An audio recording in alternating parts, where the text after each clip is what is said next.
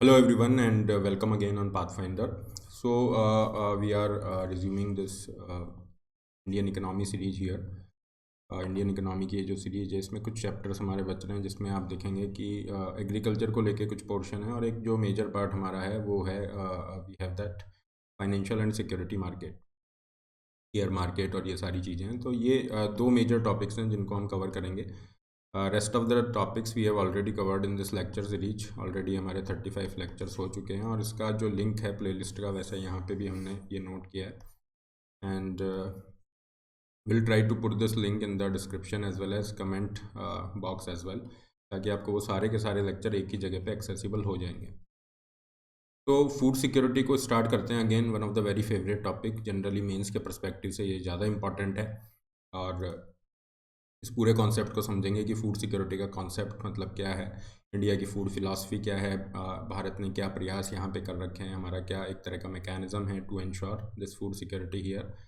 और इसी से रिलेटेड कॉन्सेप्ट हैं जिसमें आप देखेंगे कि बफर स्टॉक की बात हो रही है, फार्म सब्सिडीज़ उनके टाइप्स की बात हो रही है, वाई फार्म सब्सिडीज़ क्लियर, उनको लेके क्या इश्यूज़ हैं, एमएसपी वगैरह। तो ये सारी चीज़ें यहाँ पे आज हम डील करेंगे under this lecture here. So let's begin the class and make sure that you follow me on this telegram channel। ये जो telegram channel है इसको आप नाम डाल के सर्च कर सकते हैं, जहाँ पे आपका PDF भी मिल जाएगा and similarly you can get free access of the plus classes जो इस लिंक पे आप फॉलो करके ले सकते हैं। इसके अलावा 24 नवंबर से एक नया बैच आपके स्टार्ट हो रहे हैं, तो अगर आप बाइलिंगुअल में भी करना चाह रहे हैं वो बैचेस भी आपके पास हैं और एक्सक्लूसिवली इंग्लिश मीडियम बैच भी आपका 24 नवंबर से स्टार्ट हो रहा है।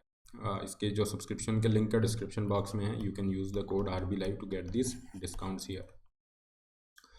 ये फूड सिक्योरिटी का टॉपिक वैसे 9th की NCERT में भी देखेंगे तो वहाँ पे भी मेंशन है और बहुत अच्छे से उस कॉन्सेप्ट को उन्होंने बताया है। फूड सिक्योरिटी का मतलब है कि फूड की अवेलेबिलिटी, सबसे पहले फूड अवेलेबल होना चाहिए कि हमारे पास सफिशिएंट क्वांटिटी के अंदर फूड अवेलेबल है। फिर उसके एक्सेस की बात हो रही है और उसकी अफोर्डेबिलिटी की बात हो रही है। तो उसकी availability, first we need to ensure this availability, क्योंकि हमेशा से अवेलेबल नहीं रहा है फूड। हो सकता है आज आपको सुनने में अजीब लगा हो, लेकिन अगर हम बात करें, इंडिया एक समय पे जो वीट है उसको इंपोर्ट करता था, हम आयात करते थे अंडर PL 480 प्रोग्राम, जहाँ पे हम USA से वीट को इंपोर्ट कर रहे थे। तो ये अवेलेबिलिटी हमेशा नहीं थी, लेकिन ये अच्छा हुआ कि जो हरित क्रांति ग्रीन रिवोल्यूशन हुआ उसके बाद हमारा food grain production significantly increase हुआ। अप टू 250 to 300% तक हमारा फूड ग्रेन प्रोडक्शन इंक्रीज होता है और उस वजह से हम क्या हो जाते हैं, फूड के अंदर सेल्फ रिलायंट या सेल्फ सफिशिएंट आप कह सकते हैं कि अब हम जो है, हमें इस तरह से कुछ सालों बाद ज़रूरत नहीं पड़ी कि हम इंपोर्ट यहाँ पे करें। तो अवेलेबिलिटी वाला कंसर्न ये सॉर्ट आउट हुआ। फिर फूड को एक्सेसिबल कराना, accessibility is again very important, क्योंकि अगर आपको फूड लेने के लिए पता चले कि यहाँ से आपको 50 किलोमीटर दूर जाना पड़ रहा है ना, जिस जगह पे उस चीज़ की सप्लाई होनी चाहिए वो सप्लाई नहीं है, तो वो सारे इशू नहीं रहे, एक्सेसिबल हो जाए, लोगों को फूड आसानी से मिले, इसकी बात है। अफोर्डेबिलिटी, अगर फूड हमारे पास बहुत सारा अवेलेबल है, गोडाउंस के अंदर स्टोर वहाँ पे है, लेकिन लोग उसको अफोर्ड ही नहीं कर पा रहे, मतलब वो उनकी परचेजिंग पावर से बियॉन्ड है, इतना महंगा हर चीज़ हो रही है, तो फिर उसका कोई मतलब नहीं रह जाएगा। ठीक है, आपके पास फूड स्टोरेज के अंदर है, उसको चूहे खा रहे हैं या वो सड़ रहा है, लेकिन लोगों के तो किसी काम में नहीं आ रहा ना, क्योंकि लोगों की के लिए फूड अवेलेबल कराना बहुत ज़रूरी है to deal with the challenges of the hunger and malnutrition. क्योंकि आज अगर हम देखते हैं, इंडिया हंगर माल न्यूट्रिशन के चैलेंजेस से बहुत ये फाइट हमारे लिए बहुत बड़ी है, बहुत बड़ा ये चैलेंज बन के सामने आया है। क्योंकि हम जितनी भी रिपोर्ट्स की बात करें, फॉर एग्जांपल ये state of the food security nutrition in world, ये रिपोर्ट है, ये भी यही कह रही है कि इंडिया के अंदर लगभग 15% जो पॉपुलेशन है अंडर नरिश्ड है, इनको जो नरिशमेंट या न्यूट्रिशन चाहिए वो नहीं मिल रहा है। More than 50% of the woman are anaemic, मतलब उनमें खून की कमी यहाँ पे देखने को मिल रही है। स्टंटेड, मतलब बच्चों के अंदर अगर हम देखें तो उनकी हाइट एज के हिसाब से कम देखने को मिलती है, अराउंड 30% बच्चों में। इसी तरह से कुछ जो है बच्चों में वेट हाइट के अकॉर्डिंग कम मिल रहा है। तो ये जो सारे इशू हैं हंगर को एक वाइडर पर्सपेक्टिव में डील करके हमें रियल पिक्चर दे रहे हैं। इसी को अगर हम लेटेस्ट एस्टिमेट के हिसाब से देखें तो लास्ट ईयर भी हमने देखा था कि ग्लोबल हंगर इंडेक्स के अंदर इंडिया की रैंक बहुत पीछे थी, फाइन 101 स्पॉट पे थी। और अगर इस साल की अगर हम बात करें तो इस साल इंडिया की रैंक 107 पे आ गई है, मतलब और पिछड़ गए हैं हम। जो लेटेस्ट एस्टिमेट्स है 2022 के अंदर इंडिया की रैंक 107 है। तो ये ग्लोबल हंगर इंडेक्स में हमारी रैंक कम हो रही है। और अगर हम इसको, जैसे लास्ट ईयर में भी हमने देखा था कंपैरिजन के कॉन्टेक्स्ट में, तो अगर आप देखेंगे लेटेस्ट ये जो कंपैरिजन है, तो यहाँ पे हमारी श्रीलंका है, नेपाल, बांग्लादेश, म्यांमार, पाकिस्तान, इन सब देशों से बुरी स्थिति हमारी इसको लेके है, हंगर के कॉन्टेक्स्ट के अंदर है। अफगानिस्तान से हम यहाँ पे साउथ एशिया में आगे हैं। ग्लोबल हंगर इंडेक्स के बारे में कुछ बेसिक चीज़ें भी ध्यान रखिएगा। वैसे इन चीज़ों को हम करंट अफेयर में कवर करते हैं कि ये कौन रिलीज करता है। शुरू में इफ्प्री यूएसए के द्वारा रिलीज किया जाता था, लेकिन वर्तमान में ये Welthungerhilfe for Concern Worldwide, इन दोनों के द्वारा जॉइंटली इसको रिलीज किया जाता है। और इंडिया की रैंक लेटेस्ट 107 है। रैंक तो यूपीएससी में इतना नहीं पूछता है, लेकिन हाँ ये जरूर पूछेगा कौन इसको रिलीज कर रहा है। सो ये एक इंपॉर्टेंट हो गया। कौन से क्राइटेरिया इसमें यूज़ किए गए हैं ये भी इंपॉर्टेंट है। So these 4 pillars are there, जो प्रीलिम्स में भी पूछ सकता है और मेंस में आंसर राइटिंग के लिए भी आपको बहुत अच्छी हेल्प करेगा। So we have this undernourishment, कि पॉपुलेशन में अंडर नरिशमेंट कितना परसेंटेज है। चाइल्ड वेस्टिंग, कि बच्चों का जो वेट है क्लियर हाइट के हिसाब से वो कितना कम आ रहा है, या चाइल्ड स्टंटिंग, हाइट उनकी एज के हिसाब से कम है। चाइल्ड मॉर्टेलिटी अगर हम देखें अंडर 5 मॉर्टेलिटी कितनी है। तो इन 4 क्राइटेरिया के हिसाब से ये रैंकिंग कर रहे हैं, और इसमें जितना कम आपका स्कोर होगा उतना अच्छा है। मतलब 0 इज़ द बेस्ट स्कोर, जितना ज़्यादा स्कोर जा रहा है ये सबसे बुरा है। तो 100 जो है सबसे बुरा स्कोर हो गया, वर्स्ट स्कोर हो गया। इस पॉइंट ऑफ व्यू से इंडिया की यहाँ पे भी स्थिति कंसर्न करने वाली है। अब इंडिया यहाँ पे क्या हम प्रयास कर रहे हैं ओवर द ईयर्स, ऐसा नहीं है कि अभी शुरू किए हैं हमने, हमेशा से हमारा प्रयास रहा है फूड सिक्योरिटी के कॉन्टेक्स्ट के अंदर। इसकी इंपॉर्टेंस हम देख ही चुके हैं, क्योंकि आप देखोगे जो सस्टेनेबल डेवलपमेंट गोल्स की बात होती है, एसडीजी की बात होती है, जो कि यूनाइटेड नेशन के द्वारा 2015 में अनाउंस किए गए 17 गोल्स हैं। आउट ऑफ दिस 17 गोल्स अगर आप देखोगे, गोल नंबर जो 2 है एसडीजी 2 की अगर हम बात करें, तो 0 हंगर की बात करता है, हंगर रिमूवल की बात करता है। और इंडिया को बाय 2030, इंडिया क्या जितने भी देश हैं सबको 2030 तक इन गोल्स को पूरा करना है। तो हमारा एसडीजी को पूरा करने का उद्देश्य भी यहाँ से निकल के आ रहा है। और हमारी जो पॉपुलेशन है उनकी हेल्थ, वो एक पर्सपेक्टिव भी है। तो फूड फिलॉसफी पे हम आते हैं। इंडिया की फूड फिलॉसफी को 3 फेजेस में हम डिवाइड कर सकते हैं, 1 2 3। तो फर्स्ट जो फेज़ है उसमें अगर हम देखें आज़ादी के बाद, जैसा मैंने शुरू में भी मेंशन किया था कि हम जो है हमारे पास में अवेलेबिलिटी नहीं थी फूड ग्रेन। अगर हम आज़ादी से पहले की स्थिति की चर्चा करें तो 1940 के अंदर जो फेमिन था, I think 43 was the year, एक बहुत भयानक बंगाल में फेमिन आया, और वहाँ पे around 3 million people were died because of starvation. Starvation की वजह से लगभग 30 लाख लोग मारे जाते हैं ब्रिटिश इंडिया के अंदर। तो इस तरह की स्थिति आज़ादी के बाद नहीं हो, तो हमें अवेलेबिलिटी को इंश्योर करने पे फोकस किया। तो हमारा जो फर्स्ट फेज था इसका, that was totally focus on achieving the physical access of the food. तो इस पर हमने प्रयास किया। फिर आप देखोगे ग्रीन रिवोल्यूशन के माध्यम से ये जो हमारा ऑब्जेक्टिव है ये अचीव हो जाता है। तो ये फर्स्ट फेज हमने यहाँ पे पूरा किया ग्रीन रिवोल्यूशन के माध्यम से। सेल्फ सफिशिएंट हम हो गए। अब हमें जो है स्पेशली जो फूड ग्रेन है, वीट है, राइस है, उसके लिए हमें किसी दूसरे देश पे निर्भर रहने की ज़रूरत नहीं है। सेकंड में हम आते हैं कि इकोनॉमिक पॉइंट ऑफ व्यू से, कि ये जो फूड ग्रेन अवेलेबल है क्या ये लोगों को अफोर्डेबल भी है या नहीं है। क्योंकि अगर केवल गोडाउन्स में रहेगा तो वो वहाँ पे किसी के काम नहीं आ रहा, या तो चूहे खा रहे हैं, सड़ गया है। लेकिन अगर लोगों तक वो पहुँच पाएगा तभी तो उसका रियल पर्पस सॉल्व होगा। तो in second phase India focused on achieving economic access to the food, कि लोगों के लिए अफोर्डेबल ये हो जाए। इसीलिए आप देखोगे कि जो पीडीएस सिस्टम है, राशन की दुकानें, और ये पूरा सिस्टम आगे जिसकी हम चर्चा भी करेंगे, वो सारा लाया जाता है। और यहाँ पे इकोनॉमिक एक्सेस ऑफ फूड के लिए सरकार ये भी प्रयास करती है कि यहाँ पे लोगों को एम्प्लॉयमेंट अपॉर्चुनिटीज़ दी जाए। काफ़ी सारे प्रोग्राम चलाए गए, जैसे फूड फॉर वर्क हो गया। फिर बाद में अभी लेटेस्ट अगर हम देखें वेज एम्प्लॉयमेंट के हिसाब से मनरेगा है, ये सब प्रयास किए गए। अभी थर्ड फेज जो है, जहाँ पे इकोलॉजिकल सस्टेनेबिलिटी की बात हो रही है ना, एनवायरनमेंट के पॉइंट ऑफ व्यू से। क्योंकि हम लोग क्या कर रहे हैं, हमने प्रोडक्शन तो बढ़ाया, ठीक है, प्रोडक्शन इंक्रीज़ हुआ फूड ग्रेन का, बट कहीं ना कहीं जो सॉइल की फर्टिलिटी है, फर्टिलिटी उसकी जो उर्वर क्षमता है, उत्पादक क्षमता है, वो कहीं ना कहीं कॉम्प्रोमाइज़ हो रही है। Why? Because of the excessive use of the chemical fertilisers, pesticides, इन सब का। क्लियर? तो अब सॉइल की फर्टिलिटी अगर कम हो गई है तो इसकी वजह से समस्या ये हो रही है कि हमें सेम लेवल ऑफ आउटपुट लेने के लिए ज़्यादा इनपुट देना पड़ रहा है। तो इस तरीके से लंबे समय तक सॉइल की फर्टिलिटी नहीं बनी रहेगी, और आने वाले समय में अगर सॉइल की फर्टिलिटी बहुत ज़्यादा कम हो जाती है तो हमारा ये प्रोडक्शन कैसे हम मेंटेन कर पाएंगे। पॉपुलेशन तो बढ़ रही है इंडिया की, आज आप देखोगे ऑलरेडी 141 करोड़ हम हो चुके हैं। Next year India is going to become the most populous country in the world. Okay, UN के जो एस्टिमेट है वो तो ये कहते हैं कि आने वाले कुछ सालों के अंदर हमारी जो पॉपुलेशन पीक करेगी वो है कि 165 से 170 करोड़ तक पीक कर सकती है। तो इतनी सारी पॉपुलेशन के लिए फूड को अवेलेबल कराना आने वाले फ्यूचर के लिए हमें सस्टेनेबिलिटी को देखना होगा, क्योंकि अगर सॉइल की फर्टिलिटी ही कॉम्प्रोमाइज हो जाएगी, how do we suppose to provide that food supply. तो ये जो फोकस है सबसे ज़्यादा है, इसलिए आप देखेंगे चाहे नीति आयोग की चर्चा हो या जितने भी लेटेस्ट जो एस्टिमेट्स है, वहाँ पे हर जगह पे आप देखेंगे कि इकोलॉजिकल सस्टेनेबिलिटी की चर्चा है, नेचुरल फार्मिंग के ऊपर फोकस है, क्लाइमेट रिजिलियंट फार्मिंग के ऊपर फोकस है, जिसको हम अगले लेक्चर में मतलब डिस्कस भी करेंगे, क्योंकि एग्जाम के पॉइंट ऑफ व्यू से इंपॉर्टेंट है। स्पेशली जीएस पेपर 3 में जो मेन्स पर्सपेक्टिव है वहाँ से पहले भी क्वेश्चन है, आगे भी रहेंगे, तो उसको एक कॉम्प्रिहेंसिव वे में हम डील करेंगे। लेकिन थर्ड फेज़ है जिसमें इकोलॉजिकल फ्रेंडली मेथड्स की बात हो रही है, सॉइल की फर्टिलिटी को मेंटेन करने की बात हो रही है। तो कुल मिला के हमारा जो पूरा का पूरा फूड फिलॉसफी पे फोकस है, वो कहीं ना कहीं physical, economic as well as ecological access to the food है। तो यहाँ पे इन 3 पॉइंट्स को आप याद रखेंगे।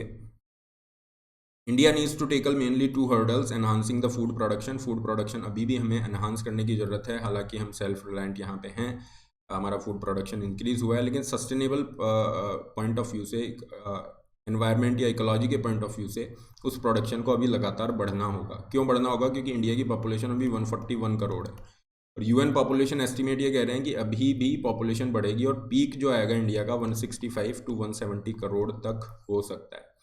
तो ये जो पॉपुलेशन आने वाले समय में बढ़ेगी 20 से 30 करोड़, उनको भी तो हमें फूड सप्लाई इंश्योर करनी है। तो फूड प्रोडक्शन को एनहांस करना तो अभी भी हमारे लिए एक मेजर चैलेंज है। फिर सेकंड होगा कि हम सप्लाई चेन को कैसे स्ट्रेंथन करें, जहाँ पे है कि ऑलरेडी हमारे पास प्रोडक्शन जो कमोडिटीज़ का है उनको कैसे मार्केट तक पहुँचाया जाए, कम कॉस्ट पे पहुँचाया जाए, क्लियर सप्लाई रिलेटेड कंस्ट्रेंट ना रहे, ये सारी चीज़ें, मार्केट रिफॉर्म्स एक्सेट्रा।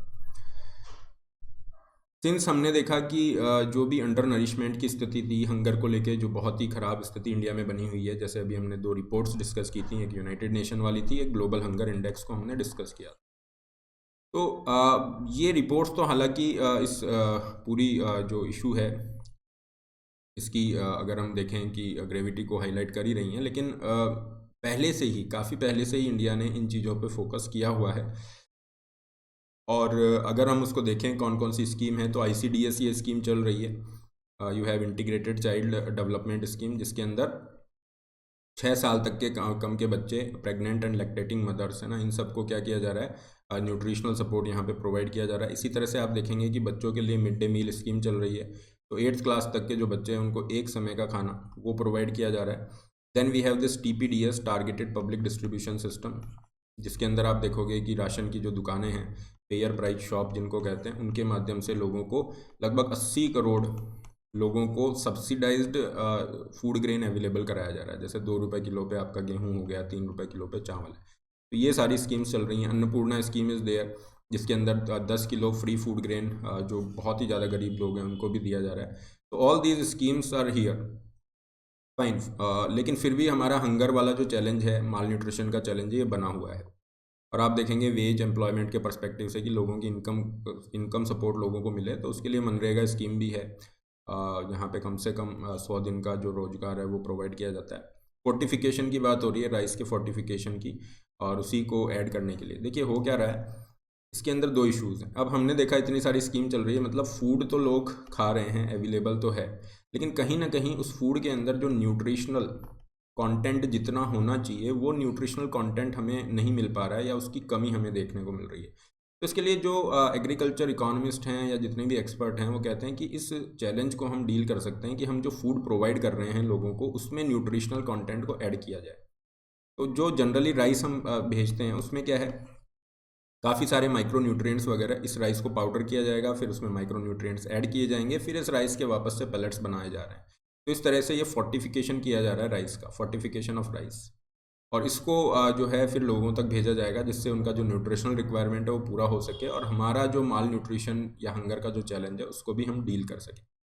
हालांकि इसके अंदर टेक्नोलॉजी बहुत ज़्यादा हेल्पफुल हो सकती है। क्यों? क्योंकि अगर हम यहाँ पे इतना हेडक ना लें और सीधा बायो फोर्टिफिकेशन के लिए जाएँ।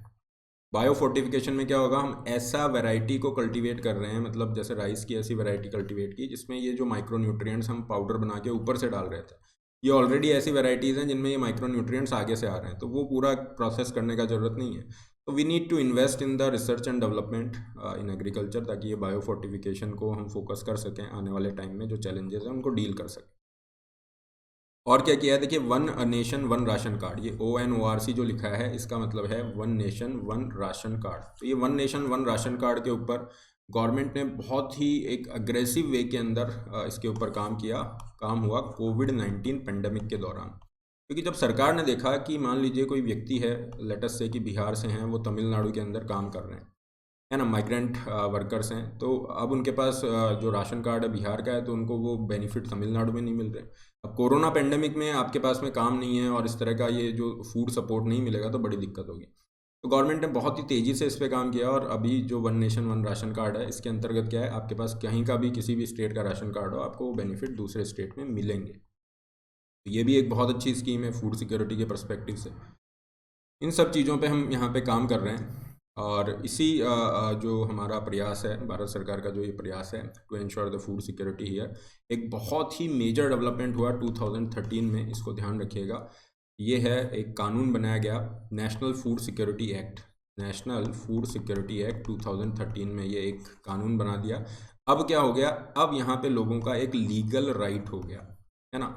अब लोगों का एक लीगल राइट हो गया। अब गवर्नमेंट के पास ऑप्शन नहीं है कि वो सब्सिडाइज्ड प्राइस पे फूड ग्रेन देगा नहीं देगा, है ना, ये सरकार आई तो उसने दे दिया, दूसरी सरकार आई तो उसने बंद कर दिया, वो वाला ऑप्शन चला गया है। नाउ दिस फूड सिक्योरिटी और subsidised food grain has become a kind of legal right after the enactment of this national food security act 2013।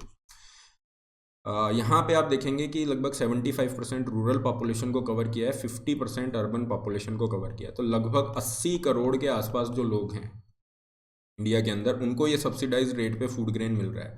मतलब पर पर्सन 5 किलो, है ना, पर पर्सन 5 kg पर मंथ आपका दिया जाएगा।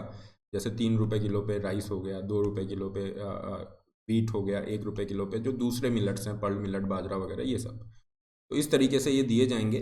और अगर हम देखें कि purest of the poor house hold हैं, ये जो हैं, इनको 35 kg फूड ग्रेन पर हाउस होल्ड पर मंथ दिया जाएगा अंत्योदय अन्न योजना के अंतर्गत। अब नेशनल फूड सिक्योरिटी एक्ट ने दूसरे और जो कंपोनेंट है उस पर भी फोकस किया है। आप देखेंगे the provision for special focus on nutritional support to women and children. Women children के लिए अलग से न्यूट्रिशनल सपोर्ट है। क्यों? क्योंकि हमने जितनी भी रिपोर्ट्स हैं वहाँ पे देखा कि सबसे ज़्यादा न्यूट्रिशन के पॉइंट ऑफ व्यू से जो चैलेंज आ रहा है, वहाँ पे वल्नरेबल सेक्शन वुमेन और चिल्ड्रन है। वुमेन हमारी 50% से ज़्यादा एनीमिक हैं, है ना। बच्चों के अंदर जो ग्रोथ पर्सपेक्टिव है वो कहीं ना कहीं कंप्रोमाइज होते दिखते हैं। प्रेग्नेंट वुमन, लैक्टेटिंग मदर्स, तो इनको जो है इस तरह से न्यूट्रिशियस मील्स प्रोवाइड किए जाएंगे under this national food security act. Children in the age group of 6 month to 14 years, है ना, इनको इस तरह से अनटाइटल किया गया है टू टेक होम राशन और hot cooked food as per the prescribed nutritional norms.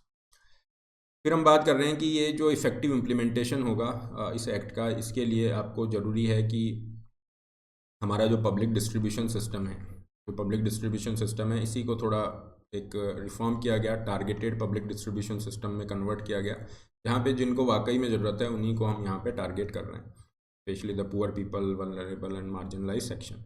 तो इसके रिफॉर्म की भी ये चर्चा करता है नेशनल फूड सिक्योरिटी एक्ट कि हम यहाँ पे टेक्नोलॉजी के माध्यम से कुछ रिफॉर्म करें। रिफॉर्म इन द सेंस आप देखोगे कि पीडीएस सिस्टम कैसे वर्क कर रहा है राशन की दुकानों से, जिसको फेयर प्राइस शॉप कहते हैं राशन।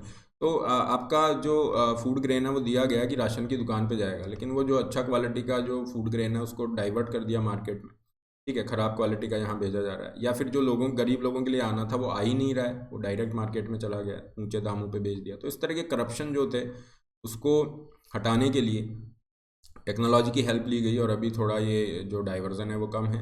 और अगर हम देखें करप्शन के पॉइंट ऑफ व्यू से, एक और पर्सपेक्टिव सामने आता है कि जो गोस्ट बेनिफिशियरीज हैं, ghost beneficiaries in the sense कि बहुत सारे ऐसे लोग हैं, गोस्ट बेनिफिशियरीज, जिनके नाम पे राशन कार्ड बने हुए हैं, उनके नाम पे फूड ग्रेन जा रहा है, लेकिन वाकई में वो जो राशन कार्ड जिसके नाम पे है वो कोई है ही नहीं। मतलब अगर देखा जाए, क्योंकि सरकार ने क्या किया, आधार जो ऑथेंटिफिकेशन है उसके थ्रू गवर्नमेंट ने पिछले 2 सालों में लगभग 4 करोड़, आपको सुन के हैरानी होगी, 4 करोड़ इस तरह से जो फर्जी ये सब थे उनको हटाया है, एलिमिनेट किया है। तो ये भी एक तरह का लीकेज हो रहा था। तो these kind of reforms already government ने किए हैं और आगे भी इस तरह से रिफॉर्म्स किए जाने की ज़रूरत है। पीडीएस और फूड सिक्योरिटी पे ही अगर हम आगे बढ़ें, पब्लिक डिस्ट्रीब्यूशन सिस्टम पे, तो 97 के अंदर पब्लिक डिस्ट्रीब्यूशन सिस्टम को टारगेटेड कर दिया गया। टारगेटेड इन द सेंस कि जो वाकई में गरीब लोग हैं जिनको ज़रूरत है उन्हीं को वहाँ पे उस तरह से टारगेट किया जाएगा, जैसे BPL पॉपुलेशन हो गए, बिलो पॉवर्टी लाइन पॉपुलेशन है उनके लिए। फिर 97 में इसको टारगेटेड किया गया। This involves procurement of food grain at MSP। अब इस पूरे सिस्टम में क्या हो रहा है कि फार्मर्स जो हैं, फार्मर्स से क्या किया जाएगा, फूड ग्रेन को प्रोक्योर किया जाएगा, मतलब खरीदा जाएगा, और गवर्नमेंट के बिहाफ पे FCI, food corporation of India, is doing this job. और जिस प्राइस पे ये खरीदा जाता है वो होता है MSP, मिनिमम सपोर्ट प्राइस। इसकी भी हम चर्चा करेंगे अलग से। तो फार्मर्स से जिस प्राइस पे ये खरीद रहे हैं, FCI इसको खरीदेगा, फिर जो है इसको डिस्ट्रीब्यूट इस तरीके से किया जाएगा। FCI यहाँ पे खरीदता है तो काफ़ी, तो जो PDS है उसके लिए डिस्ट्रीब्यूट कर रहा है, और काफ़ी सारा हम क्या करते हैं कि स्टॉक मैनेज करके रखते हैं, जिसको हम बफर स्टॉक भी कहते हैं। तो फूड स्टॉक इस तरह से मैनेज किया जाता है। कोई भी अगर मान लीजिए इमरजेंसी पर्पस हो गया, क्रॉप फेलियर हो गया, और किसी भी तरह की रिक्वायरमेंट है, या प्राइस ज़्यादा हो गई, तो गवर्नमेंट इस स्टॉक में से मार्केट में रिलीज करेगी। तो वो सारे पर्पस है जिनके लिए ये है। फूड सब्सिडी कंप्राइजेज ऑफ, ये भी थोड़ा सा ध्यान रख लीजिए, हालांकि थोड़ा सा टेक्निकल है but still you should remember, ये थोड़ा प्रॉब्लम्स के पर्सपेक्टिव से इंपॉर्टेंट हो जाएगा। Food subsidy provided to FCI for procurement and distribution of food grain under the national food security act, या जो दूसरी वेलफेयर स्कीम्स हैं उस सब में आएगा।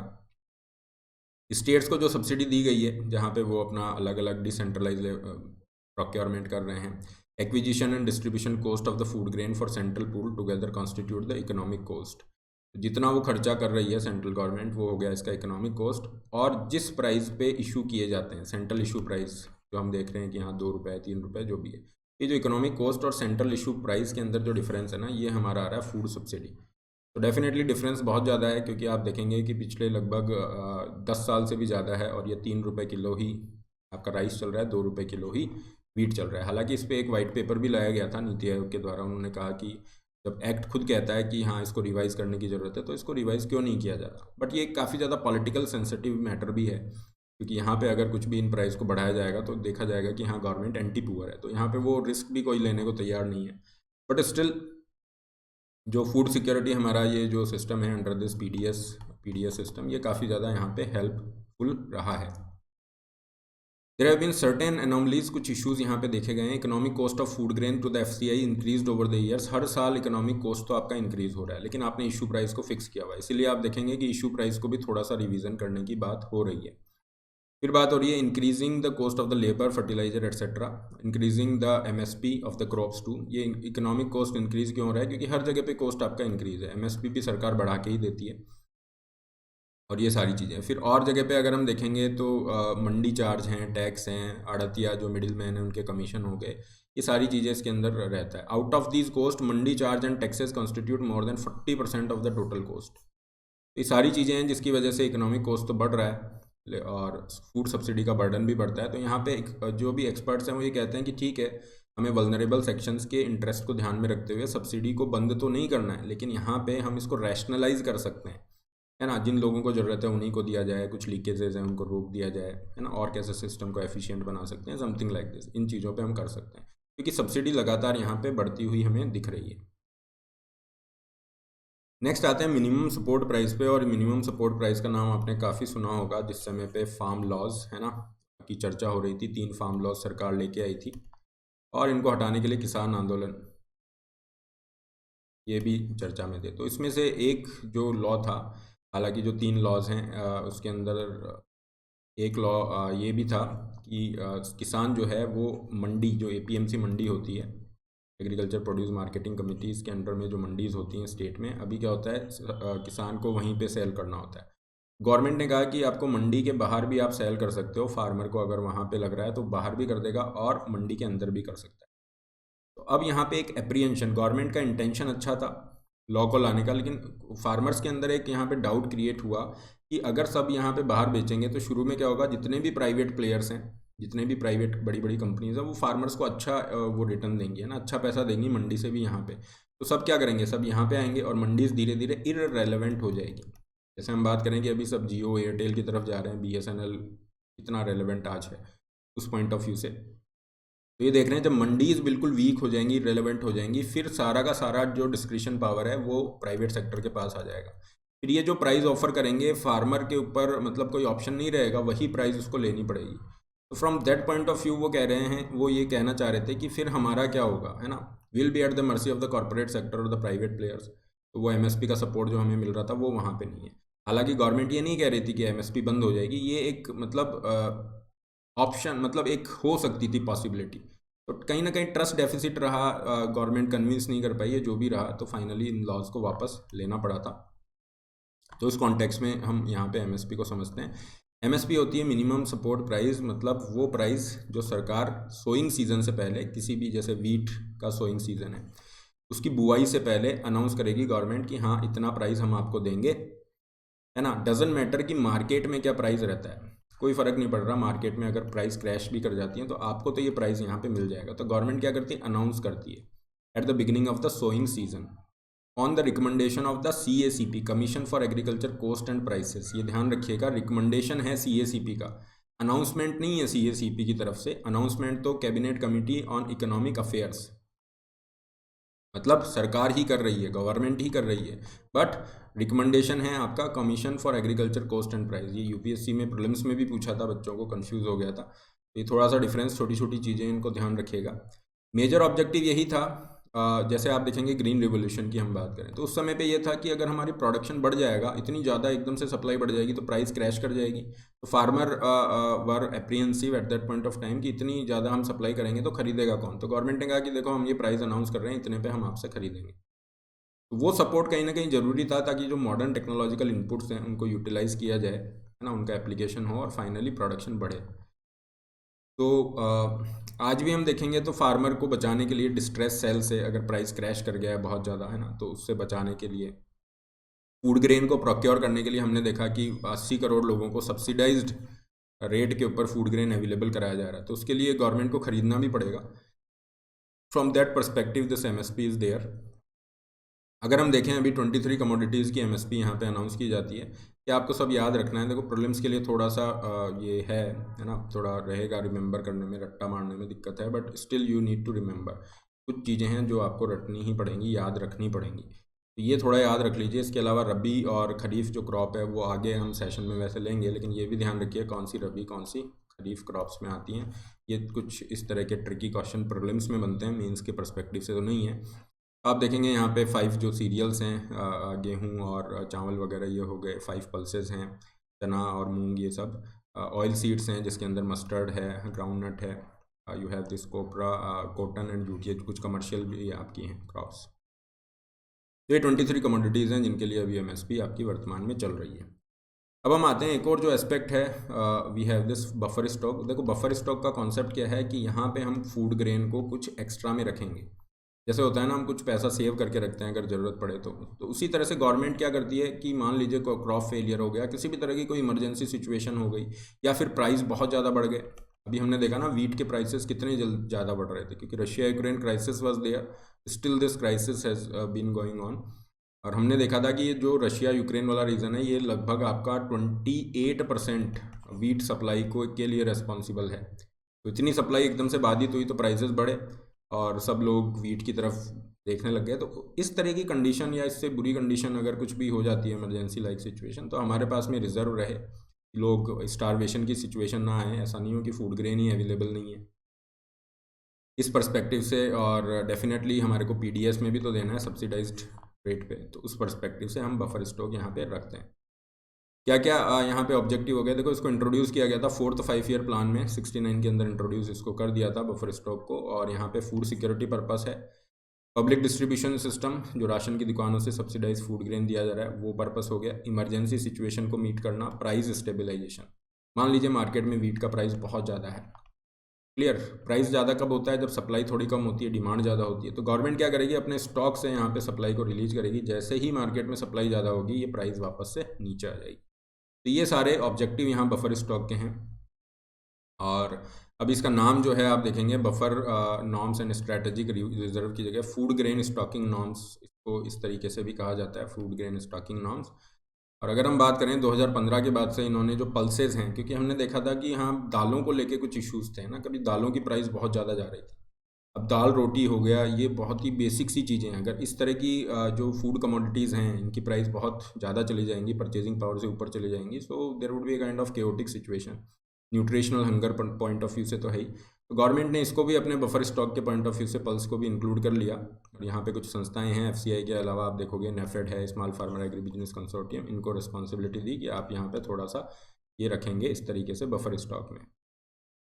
क्योंकि एकदम से अगर इनकी प्राइसेस ऊपर जाती हैं तो गवर्नमेंट क्या करती है, गवर्नमेंट कुछ प्रयास करती है। सबसे पहले गवर्नमेंट कहेगी कि चलो एक्सपोर्ट को बंद करो या बिल्कुल रेस्ट्रिक्टेड कर दो, है ना, और मार्केट के अंदर सप्लाई को इंक्रीज़ करो। अगर हमारे पास स्टॉक है तो वहाँ से डालो, नहीं तो फिर इम्पोर्ट करो। तो इस तरीके से गवर्नमेंट यहाँ पे इंश्योर करती है। अब इसमें एक दो टर्म्स हैं जिनको आपको ध्यान रखना है। बफर स्टॉक के अलावा देखो ऑपरेशनल स्टॉक ये टर्म यूज़ की जाती है। इसमें क्या है, 4 महीने की रिक्वायरमेंट, अगले 4 महीने तक आपको कितना फूड ग्रेन चाहिएगा, जितनी भी आपकी स्कीम है, जैसे पीडीएस हो गया, है ना, या जो अदर वेलफेयर स्कीम्स है जिनके लिए आप यहाँ पे सब्सिडाइज फूड ग्रेन दे रहे हो।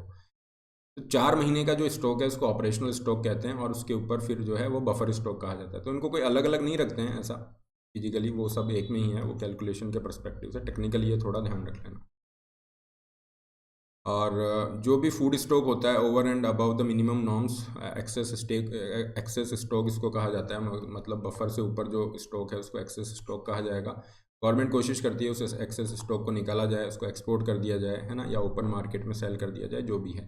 लेकिन जनरली हम देखते हैं कि ये बड़ा मुश्किल होता है ना, और गवर्नमेंट के पास इतनी स्टोरेज कैपेसिटी नहीं है, और कहीं पे वो सड़ रहा है अनाज, कहीं पे चूहे खा रहे हैं, इस तरह की समस्या कई बार हमें देखने को मिलती है। तो ये भी एक व्यू पॉइंट यहाँ पे देखना होगा। ये देखिए यहाँ पे जो present food grain procurement policy है, इसकी क्रिटिसिज्म में भी ये चीज़ें आएंगी। आप यहाँ पे देखेंगे stocking of food grain in godowns much above the buffer norms, buffer norms से भी ज़्यादा हमने स्टॉक ले रखा है। तो इसका रीज़न क्या है, देखो गवर्नमेंट अनाउंस तो करती है, अनाउंस करती है एमएसपी को, लेकिन गवर्नमेंट जो है, government is not under legal compulsion to procure that particular commodity, है ना। अनाउंस कर दिया, इसका मतलब ये नहीं कि गवर्नमेंट खरीदने के लिए भी बाध्य हो गई है। गवर्नमेंट को जहाँ जहाँ पे ज़रूरत है वो खरीदती है। इसलिए आप देखोगे राइस है, वीट है, इनकी खरीद सबसे ज़्यादा होती है, क्योंकि उसको पीडीएस में भी सप्लाई करना है, मेन कमोडिटीज़ हैं। तो बाकी आप देखेंगे पॉलिटिकल प्रेशर है और काफ़ी सारे रीजंस हैं स्टेट की तरफ से जो होते हैं प्रेशर, तो वो बफर नॉर्म से ऊपर ही आपका ये जाता है। ये हो गया। और excessive dependence on the wheat and rice हमारी बहुत ज़्यादा है, वीट राइस के ऊपर, और मिलेट्स को यहाँ पे इंक्लूड करना चाहिए। तो न्यूट्रिशनल सिक्योरिटी के पॉइंट ऑफ व्यू से, इकोलॉजिकल पर्सपेक्टिव से, जो मिलेट्स हैं जैसे बाजरा है, रागी है, या जो भी हैं, इनको हमें इंक्लूड करना चाहिए। एक्सपोर्ट कंट्रोल ऑन एफसीआई की जो बार बार एक्सपोर्ट के कंट्रोल लगाए जाते हैं, डब्ल्यूटीओ के इश्यूज़ भी इसमें आ जाते हैं। क्लियर कि इतना जो सब्सिडी आप दे रहे हो, तो डब्ल्यूटीओ में क्या होता है, एक सब्सिडी का पर्टिकुलर परसेंटेज है। जैसे developing countries like India is there, तो डब्ल्यूटीओ ने कह रखा है 10% जो आपका वैल्यू है, प्रोडक्शन जो आप कर रहे हो उसका जो वैल्यू है उससे 10% से ज़्यादा सब्सिडी नहीं दोगे। तो डब्ल्यूटीओ के लेके भी कुछ इश्यूज़ यहाँ पे रहते हैं।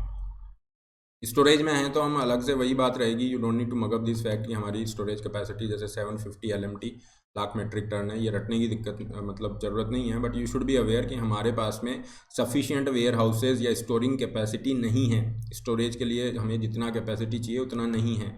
इसीलिए आप देखोगे कि अभी गवर्नमेंट ने जो 3 फार्म लॉज बनाए थे उसके अंदर से जो एग्रीकल्चर कमोडिटीज़ हैं, है ना, उनको अलग इस तरह से रख दिया था।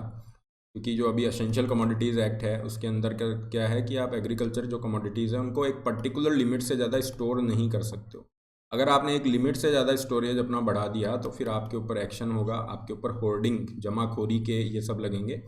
तो जब कानून ही मना कर रहा है, आपका ये लीगल ही नहीं है स्टोरेज कैपेसिटी को बढ़ा के स्टोर करना, तो फिर लोग स्टोरेज कैपेसिटी क्यों डेवलप करेंगे? तो प्राइवेट सेक्टर स्टोरेज कैपेसिटी क्यों डेवलप करेगा? तो उस पर्सपेक्टिव से गवर्नमेंट यहाँ पे लाना चाह रही थी कि एसेंशियल कमोडिटीज़ एक्ट से इसको बाहर निकाल दें। जो 3 लॉ थे उसमें से एक लॉ ये भी है जो मैं यहाँ पे बता रहा हूँ, बट ये नहीं हो पाया और आज हमारे सामने ये स्टोरेज कैपेसिटी वाला इशू बना हुआ है। हालांकि यहाँ पे पब्लिक प्राइवेट पार्टनरशिप के माध्यम से गवर्नमेंट जा सकती है, इस इशू को सॉर्ट आउट कर सकती है। सीजनल इन्फ्लेशन का इशू है, क्लियर। तो इसको कैसे डील किया जाए? कभी हम देखते हैं कभी टमाटर ऊपर चला गया 100 रुपये, कभी प्याज ऊपर चला गया, तो ये इश्यूज़ कैसे देखे जाएँ? हालांकि गवर्नमेंट ने अभी रिसेंटली कुछ स्कीम्स अनाउंस की हैं, जैसे पहले टॉप स्कीम थी, अभी टोटल है, जिसमें सप्लाई चेन को स्ट्रेंथन किया जा रहा है फ्रूट्स वेजिटेबल्स इसके परस्पेक्टिव। कोल्ड स्टोरेज जो हम कैपेसिटी है वो भी काफ़ी कम है ना, जितनी है वो 10% फ्रूट और जितना प्रोडक्शन हो रहा है उसका 10% ही कोल्ड स्टोरेज फैसिलिटी है।